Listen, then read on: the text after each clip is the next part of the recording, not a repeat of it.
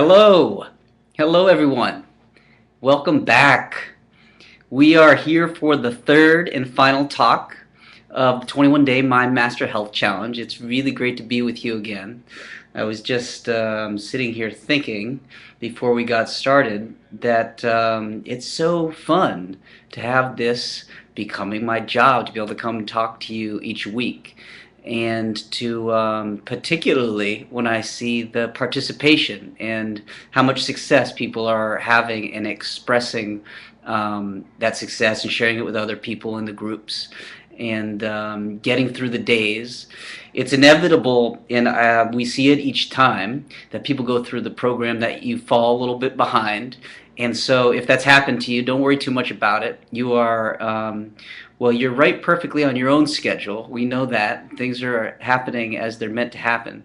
And it's really fairly typical to get behind a little bit.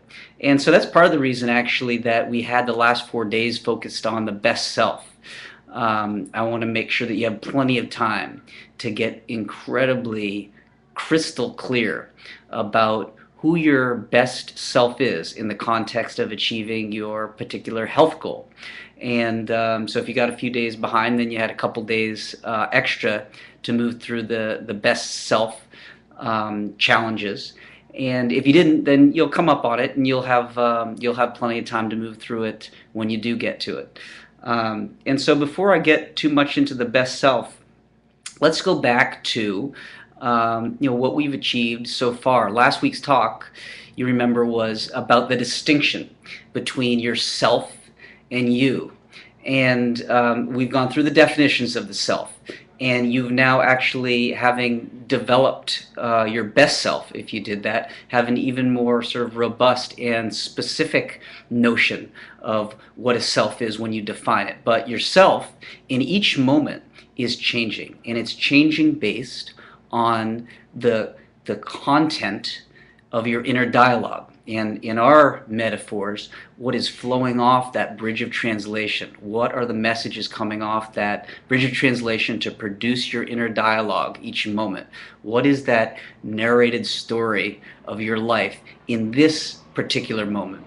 Because if you recognize that yourself is that story in this moment, then you also can understand the idea that you can embody and express that best version of yourself by choice, on demand, whenever you choose to, in this moment. And so you're going to get some practice embodying that best self coming into this third week and through the third week, and you're going to practice it under the most difficult circumstances. And if you can do it under those circumstances, you know you can do it anytime. So we're going to have you do it when you get provoked emotionally, when you intentionally provoke yourself emotionally, and watch yourself shift into that best version of yourself. And in that moment, you will see the power of this process for your life, because you recognize that when you have built that skill of being able to shift from a difficult moment, one of these key moments that you experienced and experimented with this last week, and can notice that in your inner world and then shift into your best self, you realize that you really have ingested and embedded into yourself a process for navigating your way to that health goal. Because every time you get challenged emotionally by a key moment, or something in the outer world provokes you emotionally, you now have a system in place for noticing it and shifting to your best self. And of course, your best self is perfectly aligned with that health goal you've chosen, whether it's to lose weight or to overcome stress and anxiety, or whatever else you may have chosen. That best self is perfectly aligned. So you know when you embody that best version of yourself that you're going to be shifting your emotional state, and then making choices and choosing behaviors that are aligned with achieving that best self health goal. And so you're not there yet, but we're through 2 weeks of it, and you made an enormous amount of progress. And you know that keeping that separation inside you so you can observe yourself,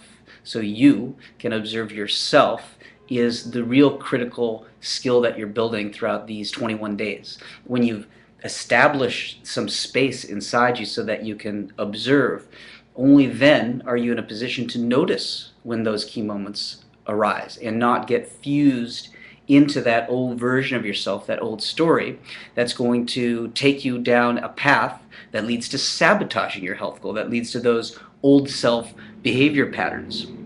These key moments that arise, key moments again, are moments that pull you out of your emotional comfort zone. And of course, the way that you notice a key moment is that internally you have some stress, some anxiety. You feel less at peace, less in your being self, less unencumbered by the world. And you'll note, and different people experience that stress in different ways. A lot of us have a physical anxiety reaction you can notice in your stomach, or maybe it's in your chest. Some people move straight to feeling angry. Whatever that key moment is, for you, it's represented by a physical experience that you are coming to recognize and learn to notice in real time. And you need to be hyper aware of those key moments. These are when I began working with them a while ago, I thought of them as a very frustrating piece of our physiology, of our human system. But what you come to recognize as you work with them for over a period of time is that this is your warning system, actually. These key moments are the first moment provoking you to say, listen, recognize you are not in your best self state right now, and I am your warning system. I'm letting you know that, so you can befriend the idea of a key moment and be grateful that it arises. And you can only really do that once you've developed that skill of having the space to be able to recognize it in real time. And once you develop that skill, of course, now you're in a position to intervene so that you don't cascade from a key moment into what we're going to be talking about today. What we'll call, I'm going to get to it in a minute here, but what we call a self-defeating cycle. So that's when the key moment does not get observed, noticed, and then efficiently dealt with so that you shift back into your best self emotional state. When you don't do that, then you will devolve into a self-defeating cycle. And you're going to be uncovering your own self-defeating health cycle during upcoming challenges. But in the meantime, I just want to highlight that when you, now that you've built the skill, well, first the understanding. You need to have both pieces, an understanding of what a key moment is, and that's that moment that shifts you out of your emotional comfort zone, and then the skill of being able to notice it when it arises. And when you get clarity on it, it seems simple, but it takes real diligence and effort and clarity to know that that's what you're trying to do inside your inner world in order to make the shifts that are necessary to change. And fundamental to that, and this idea hopefully you've absorbed, has run through the program, is that the inner world, the world that exists inside your brain, inside your body, is where the work is done to achieve your personal health goal. Because what occurs in your inner world drives everything about your life. And when it comes specifically to losing weight, a health goal, anxiety, that is very evident and true. And then when it comes to cultivating what resonates back to you in your life, I'm going to talk more today about the things that you put out based on what's going on in your inner world are attracting what comes back to you. And that actually ends up becoming a really beautiful idea to understand and embrace. And it's a connected but separate idea from the idea that observing what's going on in your inner world enables you to make inner world changes that produce new behaviors. And so that's the one that's sort of fundamental to achieving your health goal. But when it comes to wanting to master your life, then understanding that second piece that I was talking about becomes really well, it's a beautiful concept to understand, and when you get it, then you begin to recognize how important it is to really have an awareness of what is going on in that inner dialogue. Are you seeing the world through eyes of love and gratitude and peace? Because if you're looking through those eyes, that's what you're going to see. But if your inner dialogue is producing doubt and fear and paranoia, and I'll get into this more today, a imagination of yourself as a flawed person incapable of achieving his or her goal, then sad to say but true, that's exactly what you're going to be producing in your life and also in the world. So, to sum up that little introduction, I like this Steve Jobs quote. He once said, "Simple can be harder than complex. You have to work hard to get your thinking clean to make it simple, but it's worth it in the end because once you get there, you can move mountains." And that's why we spend the 4 days on the best self. You want to get such clarity around who this person that you are going to become. And I hesitate saying become because if you really understand the notion of what your self is, you can be that best self in this very moment. So you already are that best self. But what happens is if you don't have that really intense clarity around who and what that best self is, then it's very easy to lose that vision. And so now that you have that clarity, you can invoke it and evoke it anytime that you need to. And you'll be practicing doing that. You're going to practice embodying that best self over the next week. And then, of course, you are going to just, the idea is that as you do that more and more, your cells change. And so it becomes much more habitual and much more natural to produce that emotional state, right? The more you do something internally, the more that habit forms. This is a contagious experience. So the more you do the negative behavior, the more that brain cell tract gets built, and the more times that you come back and break it and evoke your best self, the more frequently and the more naturally and easily that version of yourself will produce itself. So in all cases, you're going to maintain that space inside your inner world so that you can always be tracking where you are. And one way that I like to think about when people say, "Well, how do I know, how well I'm doing outside of the whether I'm achieving my goal or not?" We had talked about. I'm trying to remember if it was the first talk or the second talk when I gave you the suggestion of noticing your first thought of the day. And if you've been doing that on a consistent basis, you will have noticed by now that that first thought is shifting. It's a great way to measure where you are. And you'll notice that if you stop doing it, then you may revert back to old patterns. And so that's really a compelling example to me of how you can measure on a daily basis where this internal dialogue is beginning. And where it's beginning is a good indication of the way it's going to be unfolding throughout the day. So, this idea of getting a clear best self is fundamental. Another fundamental idea that I want to talk to you about today is that it doesn't just have to be clear, this best version of yourself, this best self. It's perfect to have it clear. It also has to be accurate.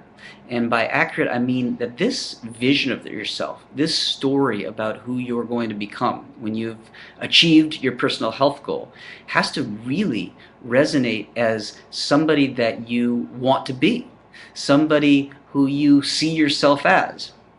If you are losing weight, for example, or want to lose weight for someone else, then your best self is not clear to you, right? You're not seeing the version of yourself through the eyes of yourself. You're seeing that best self through the eyes of someone else.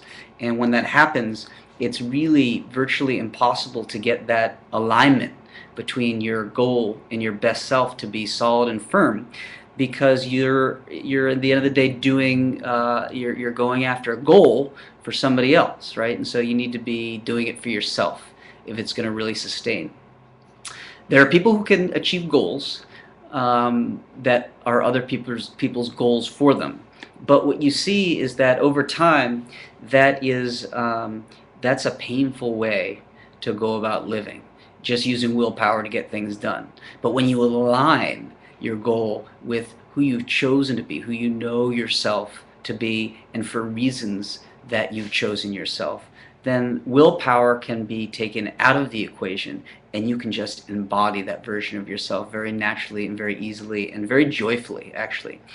An example of this, I had a patient, I'll call her Mary. Mary came to me and wanted to lose weight, and this is the story that provokes me to tell you about the importance of aligning your best self with your own goal, not someone else's goal. Because when Mary came in, she wanted to lose weight, but she didn't really have a great reason why, at least that she could articulate. I think we all have really good reasons why we want our goal, but we haven't necessarily thought clearly through that from our own perspective and our own eyes. And a lot of times the first reasons that we end up giving are, I want to look good for somebody else. I want to lose weight so I'm, well, healthy is a good reason. But it's kind of a nondescript reason, you know. It needs to be something that you're doing for yourself. You want to feel great. You want to, to continue with the story of Mary. She's a really capable, successful person in just about all areas of her life.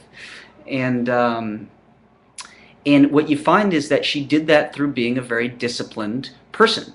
And so she thought, I'll just bring that discipline to this new challenge and I'll have success with it. Well, you know, you find that this challenge, as I talked about, is a little bit different. When it comes to personal goals like this, that are really lifestyle goals, you need to really want it for yourself, right? You can't want it for someone else. And so by the time Mary came to defining her best self, the reason that she had for wanting to achieve that goal really evolved and morphed. And I imagine that happened for you also as you built your best self scene over the course of the weekend. So for Mary, it finally came to an imagination of herself playing with her children at the beach, playing in the water, having no inner dialogue, fear or awareness about other people looking at her. And so when you really get to the root of that, she determined that she wanted this for herself so that she would be able to be completely present and in the moment, and giving of herself, giving of her best self to her family, to her children, without distractions, without internal dialogue fears, without real self-consciousness going on, which is what takes all of us out of the moment, some fear of what someone else might think about us. And so that best self vision, that best self scene of Mary playing in the beach has always resonated with me and always stuck with me as a great scene, a great best self. So you may feel that your goal is fundamentally about losing weight or about mastering stress, but you find when you look at them closely that oftentimes they actually have more to do with a mistaken assumption that you have about yourself, a mistaken idea about how you should be valued or judged. You're looking at yourself through the eyes of others instead of looking at yourself through the lens of your best self.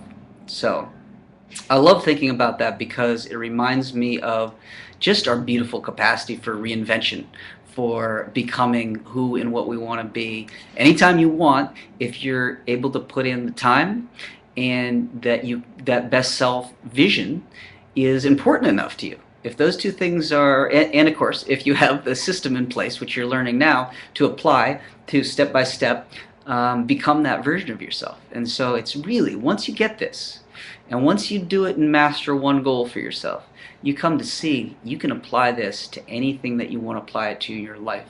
And you really go on your own journey. Now I think of it as an inner journey of personal development, developing yourself so that best self, maybe today it's a best self that's about losing weight, looking good, being comfortable on the beach, and maybe tomorrow or a month from now it's a completely different or built out vision of yourself and what you want to accomplish in the world, because you will have the tools that you need to accomplish anything you want.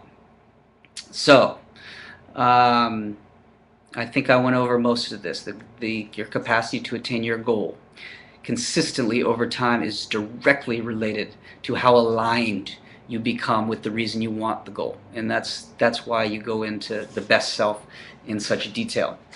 And now in this third week, you're going to be routing out some of the really stubborn aspects of yourself that have built up over time, for most of us anyway. And we do that by taking a look at some of the beliefs behind what has been sabotaging you from achieving your goal in the past, right? Now, you have to latch on to this idea that the obstacles to you achieving your goal are not out there in the outer world. They are in here. Every obstacle lives inside your head. And even if you have challenges that are being brought to you from the outside world, the solution, the strategy to evoke your best self, to overcome that emotional dissonance, to notice that key moment and shift to good habits, it's all internal. It's all happening in your inner world. And that's why this journey that you go on for 21 days is about becoming a master of navigating your inner world. So you can see the things that arise, you can see what they produce, and you can see what you want them to produce and have strategies for shifting from one to the other. And so part of being able to do that is what you'll be doing this week, which is uncovering these very embedded and therefore oftentimes hidden and difficult to see versions of yourself that emerge in your inner world. And they're powerful versions of yourself, meaning that they have a strong, what do we want to call it? Gravity, right? They're pulling you into yourself to the point where you're not noticing them as an emotional pattern that takes place inside you. And you just become that. You merge into yourself and you become what we call a self-defeating cycle. And because they're difficult to recognize, we have some strategies and tools and challenges that will help you to route out the specific health, the self-defeating health cycle that is the primary cycle that comes up for you that gets in the way. And just like you defined a best self scene, you're going to end up defining a self-defeating health cycle scene so that you know who this self is that comes in and gets in the way of you achieving your goal and sabotages you from living the life that you want to live.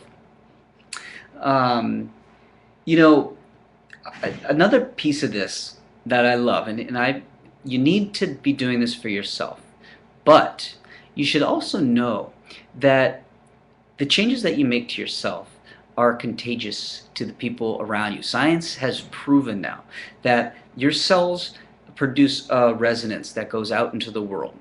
And that resonance is contagious to the people who you interact with, and they will end up syncing up with what you're putting out. So the changes that you make to yourself, if you're able to produce that best self on a continual basis, the people who are around you and the people you love get influenced by that.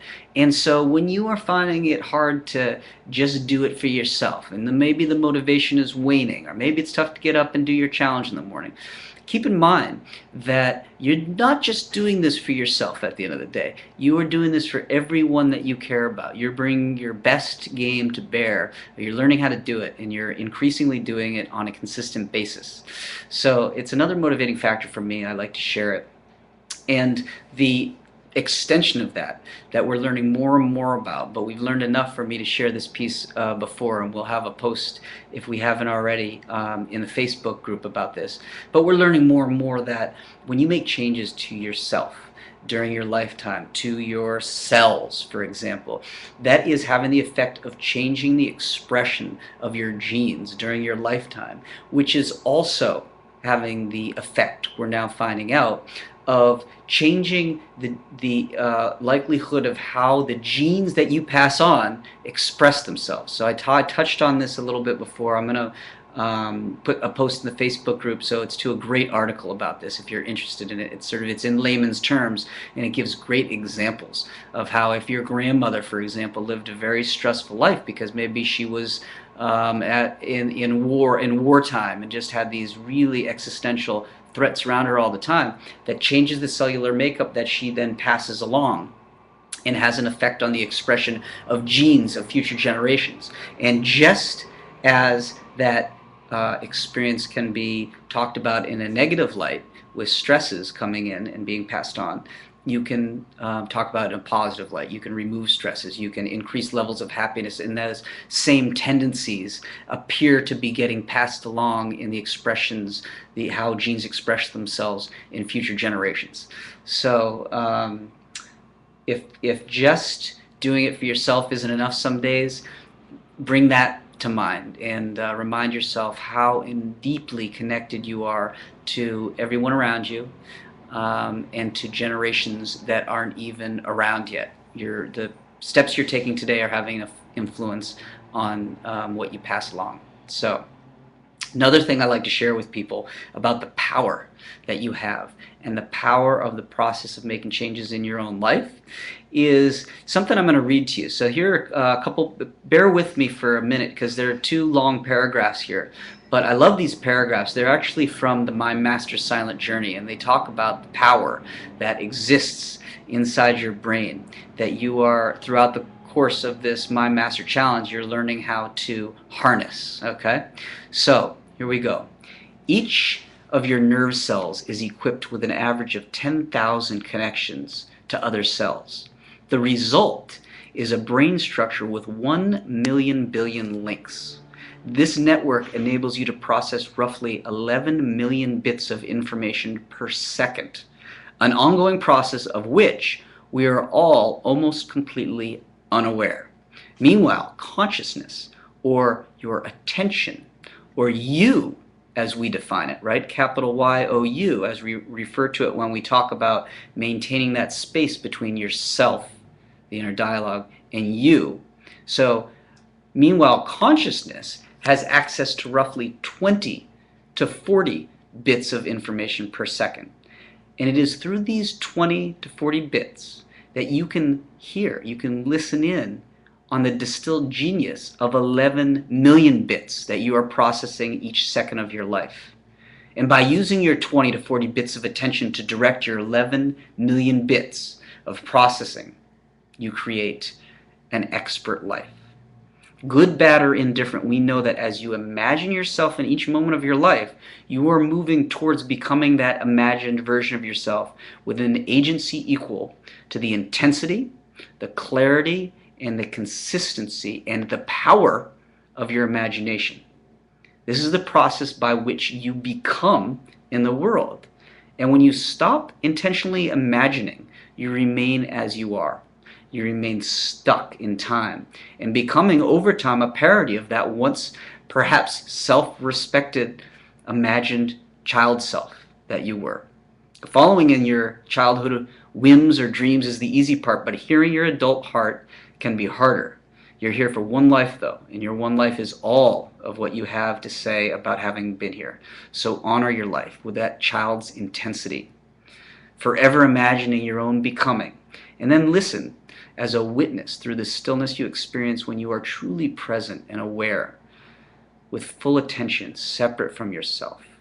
And that is earned, and it comes only as becoming a conscious adult.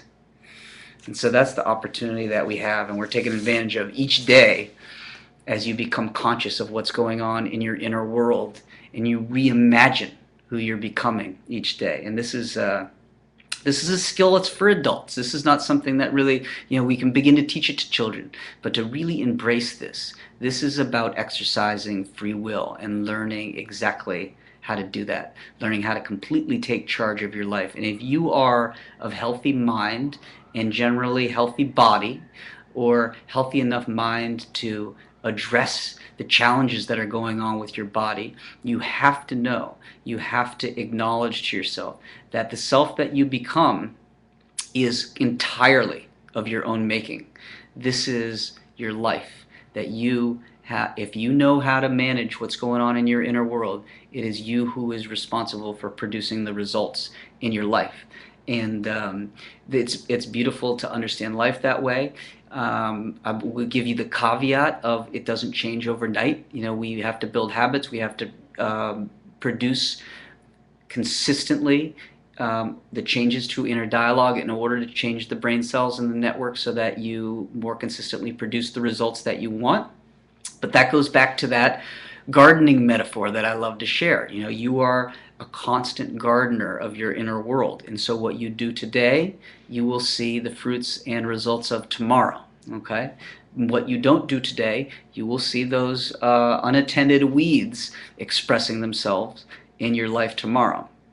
That's really, this is the essence of free will, which means that free will is an option. It's an option that needs to be exercised. It's a choice that needs to be exercised each moment, and that choice entails observing what's going on inside your inner world, because it is the process of observing that provides your brain with the information necessary for that garden to grow beautifully, to make the changes. You really need to feed yourself the awareness of what's currently going on in your inner world in order to make changes to your inner world, in order for your brain to see through old destructive and disruptive patterns.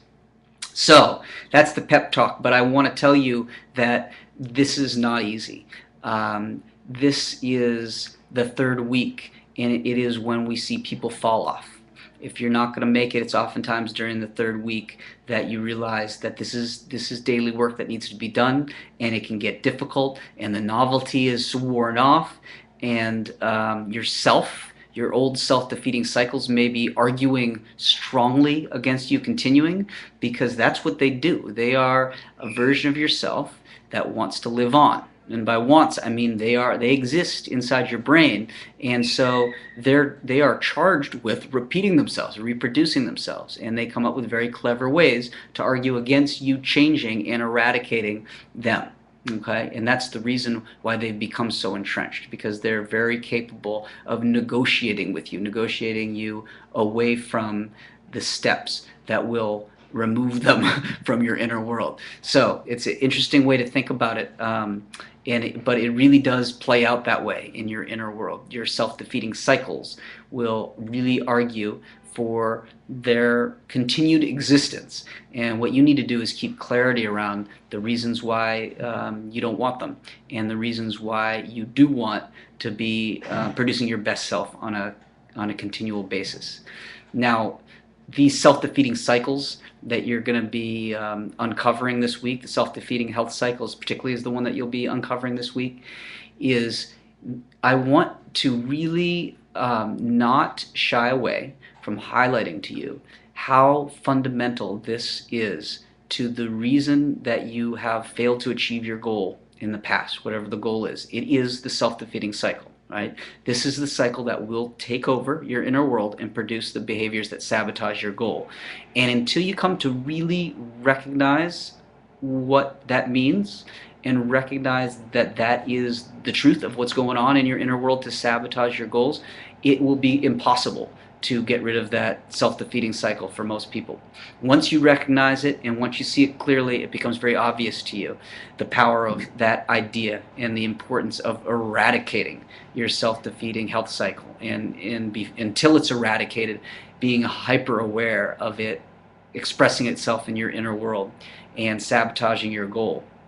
And I tell you that with a little bit of emphasis, extra emphasis, because I always at this stage of the program am reminded and remind myself, because I've built a strategy to make sure that I remember, of an experience that I took a friend through a Mind Master program years ago, and I didn't, at the end of it, I did not feel it went well. And I felt that I did not highlight the importance of understanding what a self-defeating cycle was and how central a self-defeating health cycle is to sabotaging your health goal. And the reason I didn't do that when I evaluated it was because I had a self-defeating cycle that was coming into the work that I was doing with him, and that self-defeating cycle was preventing me from wanting to tell a friend that the difficult news, right?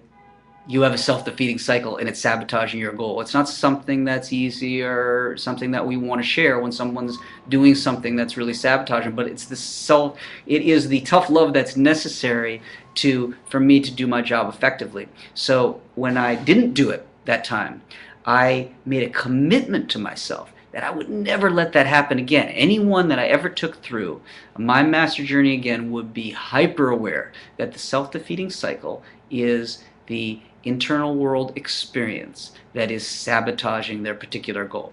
And so now I go into it with a little extra gusto so that I make up for having not recognized that way back when. And so hopefully, just like that was an experience for me, that was the final straw for me. Hearing this will be the final straw for you to say, you know what, I need to jump in with both feet in terms of recognizing that it's this cycle that's playing out in my life that has been sabotaging my ability to achieve my goal and will definitely continue to unless I recognize it. So I invite you right now to adopt that mindset and to stick with it. Keep it in your inner world. That this is a guy you got to get rid of inside you if you want to expect to be able to produce your best self with any consistency. Okay, so there's my tough love talk, and I'll go back to being my nice love version now, because I'm seeing on my page here a bullet about Eckhart Tolle, who has been probably most people who are in this challenge are aware a real inspiration to my work, to millions and millions of people, but particularly for me, to my work. I dedicated the My Master Silent Journey to Eckhart. I think that he sees the world in an extremely clear way. And as I was becoming a psychologist, I saw that the way that Eckhart understands the world is really in a lot of ways a psychological model. So it's an understanding of how our inner worlds operate that I was able to map onto the latest brain science and the psychological theories that really gel with the way that Eckhart sees the world. And to put it into terms that Eckhart uses is presence, right? The ability to, and we can think about in our work presence as the ability to have the space inside yourself, that then the quietness inside yourself to be able to observe what's going on in reality, in real time, right?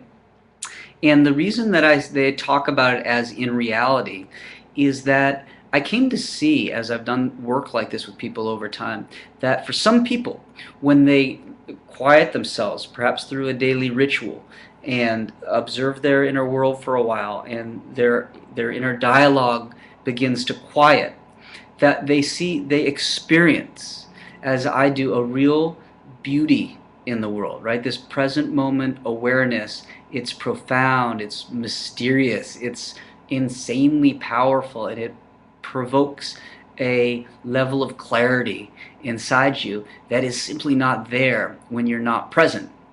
However, what I've seen for a lot of people is that when they do the process over time of quieting themselves, and they believe that they're bringing themselves into a present moment awareness, what is actually occurring for them, and if this applies to you, it's actually occurring for you, and it's really important to recognize that it's occurring, is that on top of this silence and this presence and this quietness inside you is still a layer of an old story of yourself about who you are. And it's such a it's this veil, this sort of transparent inner veil, so you don't see it, but you are still looking through it.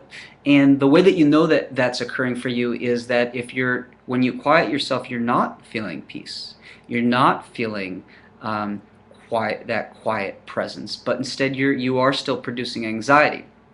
This is an expression of an old story that lives inside you as sort of this inner veil, that even when you don't hear inner dialogue going on, you have a set of beliefs about yourself. And it tends to be the case that when you unravel this self-defeating health cycle that you'll unravel this week, you will begin to see straight through. You'll see that veil. You'll see it not transparently, but you'll actually be able to observe the contents of it. And of course, not until you can observe the contents of it can you do anything about removing it. But I want to give you that warning, because for a lot of people, old stories are so pervasive that they're not seen as stories. They're seen as yourself. But when you understand that yourself is evolving and ever changing, entity that you produce, then you give yourself the best chance at truly observing what's occurring inside you and really getting the actual separation between you and yourself that's required to see with clarity and eventually required to experience that presence, the present moment, peacefulness and clarity.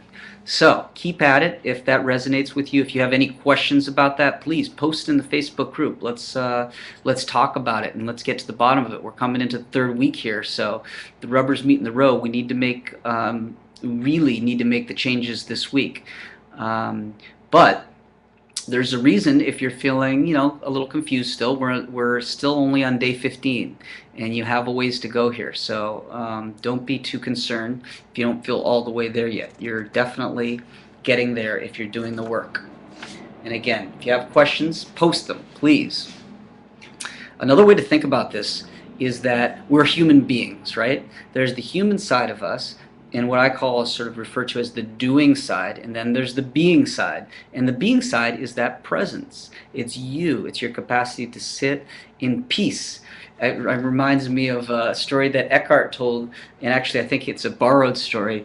And it's who was it? It was a world leader that had said one time that the world's problems boil down to man's inability to sit quietly alone in a room. And there's some comedy to that, but there's some reality to it too. It's an expression of the idea that when we sit alone quietly, the inner voice for a lot of people produces a self that has a lot of angst to it. And so instead of being able to continue to sit with that and enjoy the peace of that present moment, it produces a cycle of thoughts, emotion, and eventually behaviors that become the challenges that we experience in the world. So if you find it difficult for you to sit in a room quietly, you take that to heart. Cultivate the gratitude and the happiness in your inner world, and you will come to see just how much of a mirror life is to your inner world. Okay? So if you seek your goal out, your health goal, your weight loss goal, your stress and anxiety goal, improving relationships, quitting smoking, whatever it is, if you seek it out from a best self, from a place of gratitude, of love, loving life, of feeling loved, then it's not going to be a war of willpower to get it done. Because when you really have that feeling for yourself, that feeling of love, the choices that you make honor that vision of yourself, that experience that you have of yourself. Those choices come from being as opposed to from doing, from the human side of things. And so you don't end up experiencing the anxiety that provokes you to make the right choice or the wrong choice. Instead, you are aligned with that best version of yourself. And I'm not sitting here pretending that that's going to happen for you every moment of every day, but I can guarantee you that if you learn the tools and you consistently practice them and you become able to use them efficiently, then you will increasingly experience that way of living. And in the reverse of that is you will increasingly experience the anxiety and the stress and the key moments and the self-defeating cycles less and less as you over time as you do that. So again, go back to that first thought of the day. Have you been noticing it? If you've been, let me know actually, maybe I'll post in the Facebook group, but let me know if you've been noticing that first thought of the day, and if from day one or whenever I first introduced that idea to you of noticing it to today, you've noticed a change in that first thought, that first sequence of thoughts of the day. Let me know if you've noticed that. So today I wanted to be a little bit more concise. I see we're about 43 minutes here so far, and let's try to finish here fairly quickly. I want to tell you a story to say goodbye, and this is our last talk for this health challenge. So I will be with you straight through on the Facebook group, and I'll be answering questions. If you have them, post them. So we're not done by any stretch, but in terms of the live talks, this is the last one. And so I want to close on that Eckhart Tolle theme with Meister Eckhart. So Meister Eckhart is actually the namesake of Eckhart Tolle. Eckhart took on his Meister Eckhart's name at some point 20 years ago or so, and he did that because Meister Eckhart really resonated with him. This is a 13th century mystic living in Europe in the Middle Ages. So this is back in the 1200s, and he was a monk in the Dominican order. And at that time, the monks were among the few groups of people who could read and write. And so we have a record of some of Meister Eckhart's writing. And so this is a person writing 800 years ago.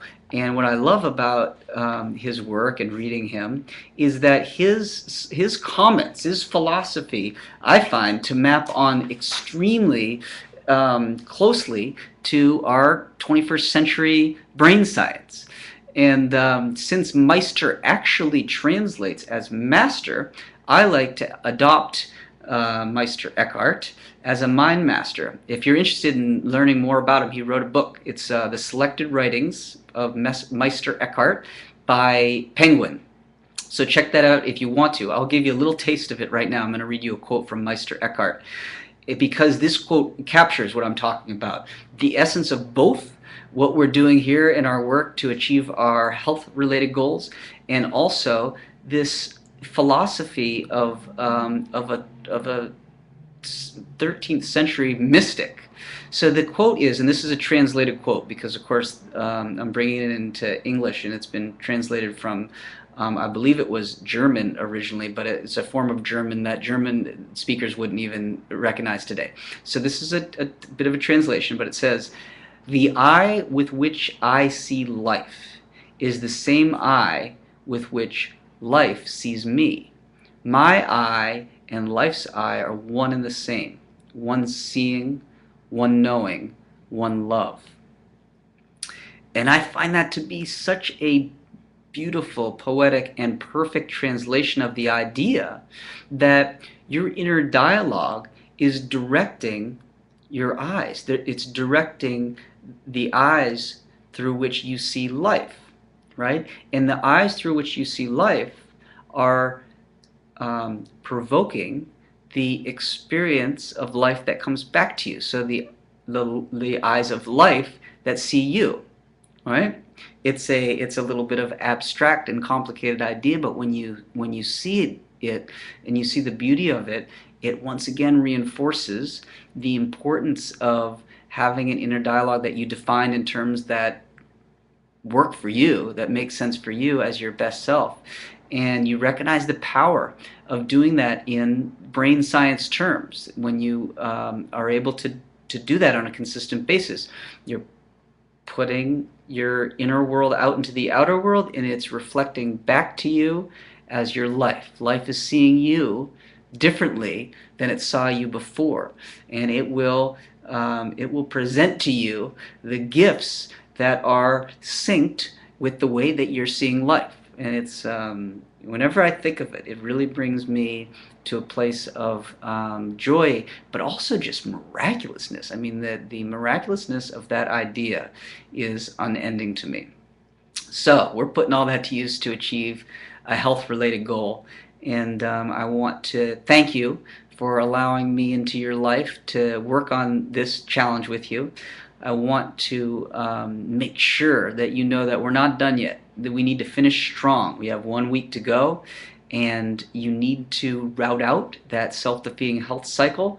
And then after you have it, I want you to take that day, that challenge of transforming from a self-defeating health cycle into your best self as really the moment of transition for you to knowing that you are able to achieve that health goal with consistency. Because if once you do that once, you know you can do it every time.